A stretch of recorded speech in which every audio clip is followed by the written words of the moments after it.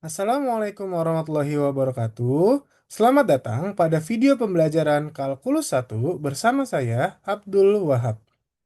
Pada kesempatan kali ini, kita akan membahas beberapa latihan soal terkait limit kanan dan limit kiri. Sebelumnya, kita sudah menghitung hasil limit gitu ya. Sebagai contoh, kalau kita punya limit X mendekati 2 dari X kuadrat min X plus 2, maka ya kita substitusi X-nya dengan 2, kita peroleh 4.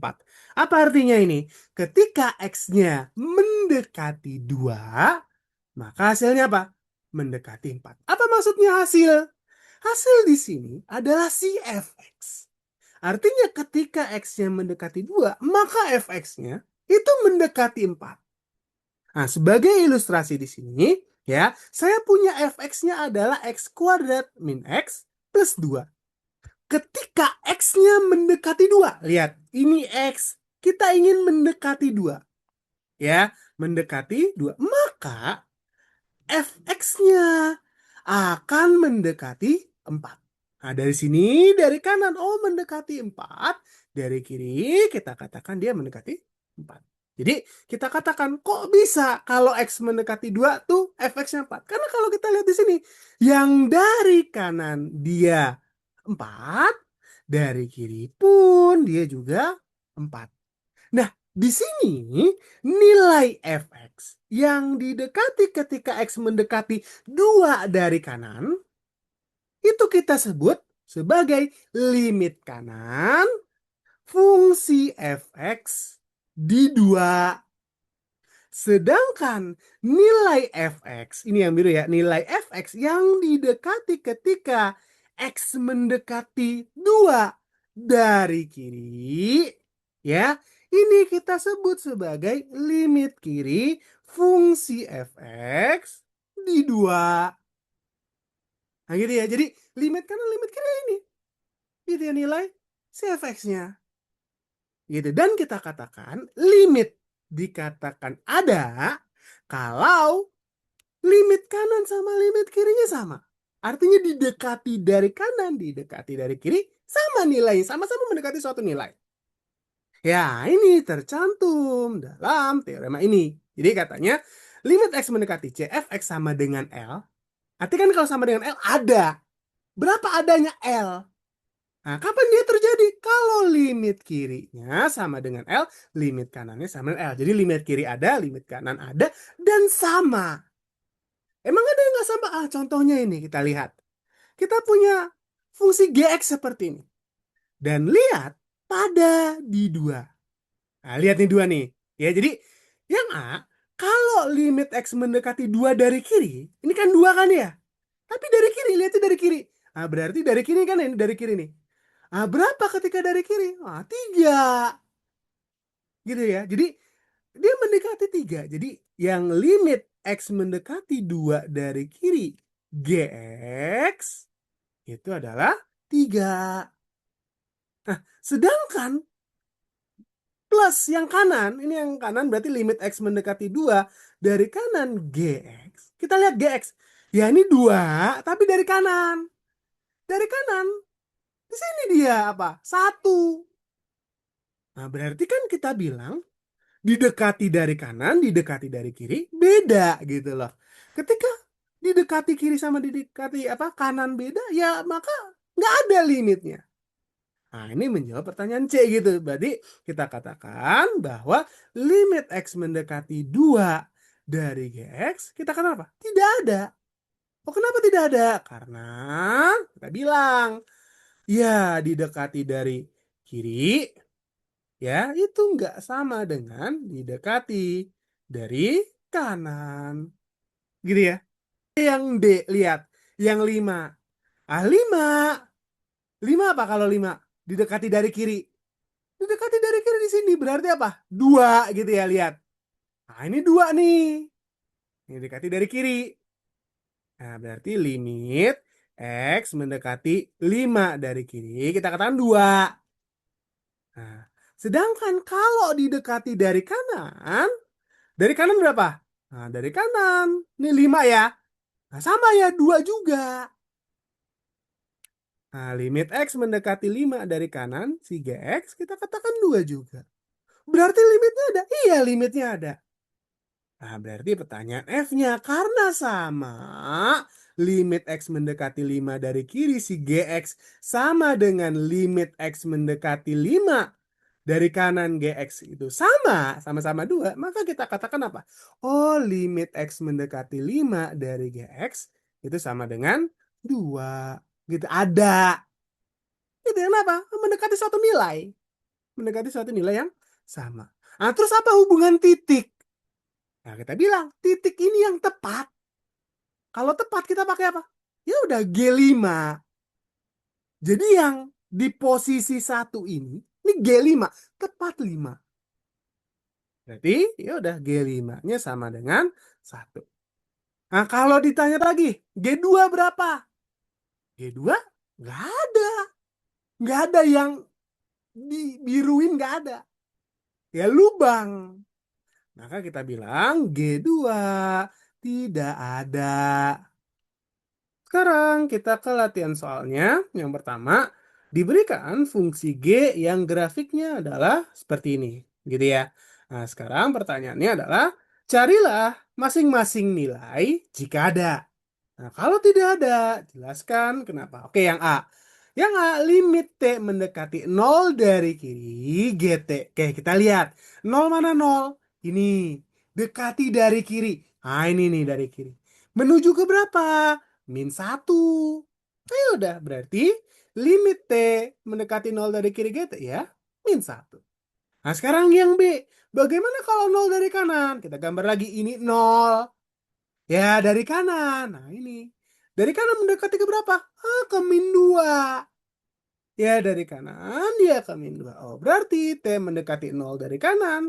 Ya, sama dengan -2. Nah, artinya ketika mendekati 0 dari kiri dan kanan, kan hasilnya beda nih. Yang satu malah mendekati -1, yang satu malah mendekati -2. Berarti kan karena didekati dari kiri sama kanannya beda, kita katakan limitnya tidak ada.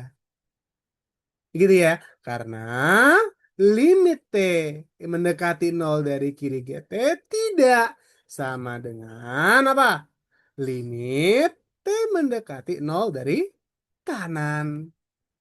Gitu ya. Nah, terus yang D. Nah, sekarang 2 dari kiri. Lihat. 2 mana 2? Ini X-nya mendekati 2 ya. Dari kiri. Nah, mendekati berapa 2 dari kiri? Ke sini. Ya. 2.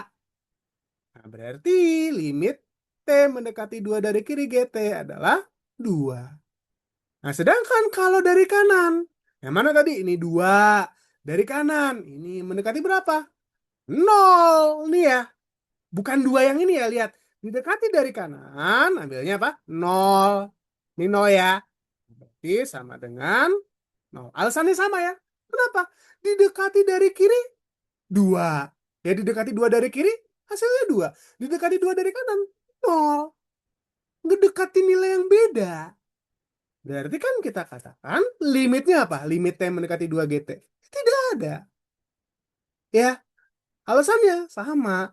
Limit T mendekati 2 dari kiri GT tidak sama dengan limit T mendekati 2 dari kanan sih GT.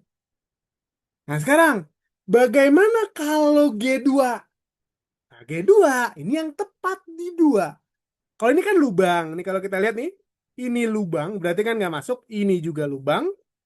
Ya, mana yang diwarnain, yang diisi ini? Ya, ini berarti G2 yang tepat 2. Berarti apa? Ya, hasilnya 1. Jadi G2 hasilnya 1. Dari kiri dia berarti 2 ya. Dari kanan dia 0. Tepat di 2 berarti dia 1. Nah, gitu ya. Nah, sekarang bagaimana kalau T mendekati 4 GT? Ada nggak? 4 mana 4? Nah, ini 4. Ini langsung ya. Nah, kalau kita lihat di 4 sini, kanan di apa didekati dari kanan dan didekati dari kiri sama ya. Sama-sama menuju 3. Gitu kan ya? Ini sama-sama menuju 3. Jadi dari kiri dia ke 3, dari kanan dia juga ke 3. Gitu ya. Nah, kita katakan sama dengan 3. Ya, karena sama-sama apa? Kalau didekati dari kanan dan didekati dari kiri, ya dia sama-sama menuju ke 3. Oke, itu dia yang pertama. Soal berikutnya, gimana nih sekarang? Kalau seandainya kita hanya punya definisi fungsinya, tapi tidak ada sketsanya, kita katakan nggak masalah. Kita masih bisa jawab tanpa ada grafik. Gimana? Nah, ini kan kita katakan dia adalah fungsi piecewise. Ya berlaku ya sesuai dengan nilai X-nya. Artinya, kalau kita lihat yang pertama, katanya apa? Tentukan limit X mendekati 2 dari kanan. Berarti untuk limit X mendekati 2 dari kanan, hakikatnya apa sih 2 dari kanan? Ya, kalau kita punya ini 2 dari kanan, nah berarti sini nih seputar sini 2 komaan. Ingat, bukan tepat 2, 2 komaan. Kalau 2 komaan, masuk ke mana? Apakah lebih kecil 2 atau sama atau lebih? Nah, kalau 2 koma berarti udah lebih besar dari 2. Berarti fungsi kita yang ini. Gitu ya. Jadi nanti ya dia sama dengan limit X mendekati 2 dari kanan. Apa? X per 2. Udah masuk. Berarti nanti 2 per 2 ya. 1. Gitu ya. Nah sekarang bagaimana kalau dari kiri? Limit X mendekati 2 dari kiri fx. Ya udah berarti kan ini 2 kan? Dari kiri. Kirinya 2 apa? 1,99 seterusnya gitu kan ya? Ya 1,99 sekian. Berarti kan kita katakan kalau dari kiri ini nilainya mana? Lebih kecil dari si 2. Berarti nanti dia apa? Limit X mendekati 2 dari kiri pakai yang mana? Yang ini. Karena ya 2 dari kiri ini ya di sini ya. Lebih kecil dari 2. Berarti 3 min X. Berapa hasilnya? Oh, 1. Nah, gitu ya. Nah, sekarang bagaimana kalau F2? Berarti F2 apa? Tepat 2. Pas di 2. Kalau pas di 2, berarti kan hakikatnya apa? Sama dengan 2. Ini. Nah, gitu ya. Berapa kalau sama dengan 2? 2. Ya udah. Udah bisa ke jawab. Nah, ini yang A. Berarti yang B kira-kira jawabannya apa nih? Ya, apakah limit X mendekati 2 dari fx ada? Ada nggak? Kita lihat limit kanan, limit kirinya. Ketika 2 didekati dari kanan, dia hasilnya mendekati 1. Sedangkan kalau didekati 2 dari kiri, hasilnya juga mendekati 1. Mendekati nilai yang sama. Ya udah, berarti ada nggak? Ada. Jika iya, adanya berapa? Ya udah sama. Jadi limit X mendekati 2 dari fx, ya 1. Dekat dari kanan 1, dekat dari kiri 1. Ya udah dia akan mendekati 1. Nah gitu ya. Nah ini yang bagian B. Sekarang, ya, bagaimana nih yang C? Oh jauh banget ya, min 1 dari kiri. Kita lihat ya. Nah, yang C, kalau kita mau lihat limit X mendekati min 1 dari kiri fx, berarti kalau kita punya ini min 1, nah dari kiri, berarti kan di sini kan ya, lebih kecil dari min 1. Berarti min 1 komaan gitu ya, min 1,000 sekian kasarnya. Ya udah, masuk ke mana? Ya tetap masuk yang kecil dari 2. Gitu ya. Berarti kita akan pakai ya limit X mendekati min 1 dari kiri dari si 3 min X. Nah berapa? 3 min, ya min 1. Gitu ya, sama dengan 4. Nah, sedangkan kalau dari kanan, min 1 dari kanan si fx, berarti kan sekitar berapa nih kalau dari kanan? Min 0, ya. 0,99 gitulah kasarnya.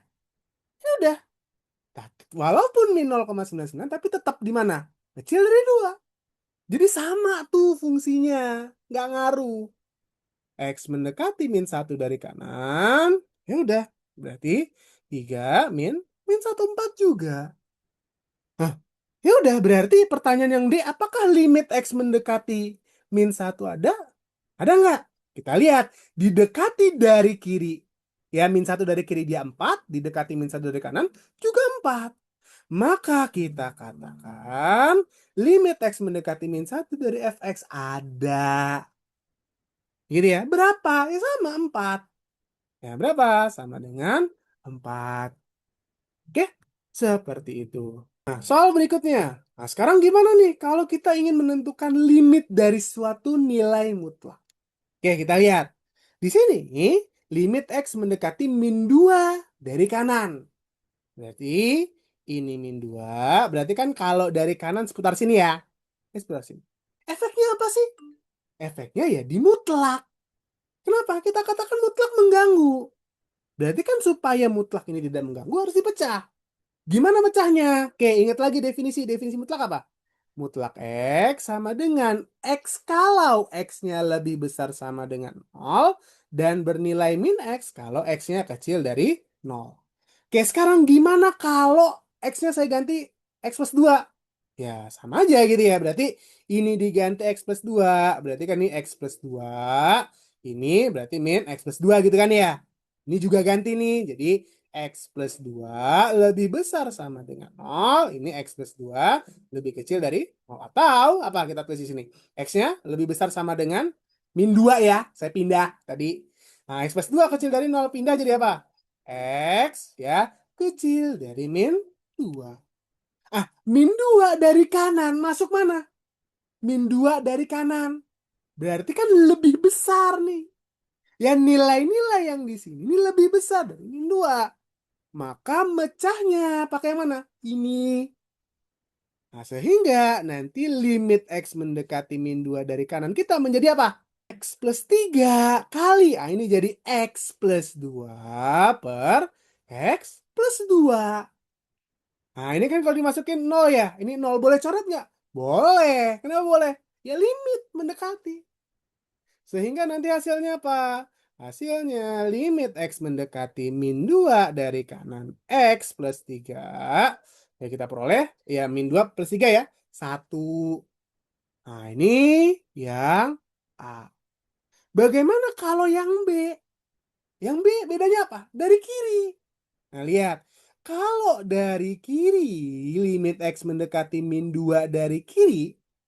Berarti kan kalau dari kiri ini nilainya lebih kecil dari min 2. Lebih kecil berarti mecahnya apa? Jadi apa? Yang min. Berarti limit X mendekati min 2 dari kiri. X plus 3 kali min X plus 2 per X plus 2. Nah ini boleh coret nggak? Ya boleh gitu ya. Jadi berapa? Min 1 gitu ya. Ya udah berarti nanti limit X mendekati min 2 dari kiri. Ada min 1 ya. Kali X plus 3. Masuk berapa? 1 ya. Kali min. Nah, berarti min 1. Berarti kalau ditanya nilai dari limit X mendekati min 2 dari X plus 3 kali mutlak X plus 2 per X plus 2. Maka kita katakan apa? Tidak ada. Kenapa? Ya karena limit X mendekati min 2 dari kanannya hasilnya 1. Didekati min 2 dari kiri hasilnya min 1 beda. Jadi ya udah ketika X mendekati min 2 kita katakan tidak ada. Oke, gitu ya. Nah, kemudian bagaimana kalau seandainya floor ya fungsi floor sama idenya? Nah, berarti lihat yang pertama, berarti kan kalau theta mendekati 3 dari kanan, ini 3 dari kanan kan berarti lebih dari 3 nih di sini nilainya. Nah, berarti floor itu apa sih? Pembulatan ke bawah gitu ya kasarnya. Kamu punya floor 2,5 berarti 2 gitu ya. Nah, kamu punya floor 3,1 berarti 3 gitu ya. Atau kalau negatif min 0,5 hati-hati. Kalau negatif berarti ini min 1. Nah, di Purcell nulis floornya gini ya. Nah, di Purcell nulis floornya seperti ini. Ya udah, kalau 3 dari kanan ya dibuletin. Ini 3 dari kanan 3 komaan kan ya. Ya udah, buletin ke bawah apa hasilnya? 3. Gitu ya. Jadi kasarnya nanti limit theta mendekati 3 dari kanan ya. Floor theta per theta. Ya apa? Floor theta per theta berarti 3 per 3. 1. Gitu ya. Jadi atau kita tulis 3 ya per 3. Oh sama dengan 1. Nah sedangkan yang B. Kalau tetanya 3 dari kiri. 3 dari kiri berarti 2 komaan. Ya lebih kecil dari 3. 2 komaan. Nah, maka nanti limit theta mendekati 3 dari kiri, 2 komaan dibuletin ke bawah. Apa? 2 per 3. Gitu ya, ini saya tulis P theta per theta sama dengan 2 per 3. Berarti kalau seandainya ditanya limit theta mendekati 3 dari floor theta per theta, jawabannya apa? Tidak ada. Kenapa? Karena ketika didekati 3 dari kanan, dia nilainya 1, sedangkan 3 dari kiri nilainya 2 per 3. Berbeda. Maka limitnya tidak ada. Oke, ini dia masalah limit kanan dan limit kiri. Sekian untuk video kali ini. Sampai jumpa pada video selanjutnya.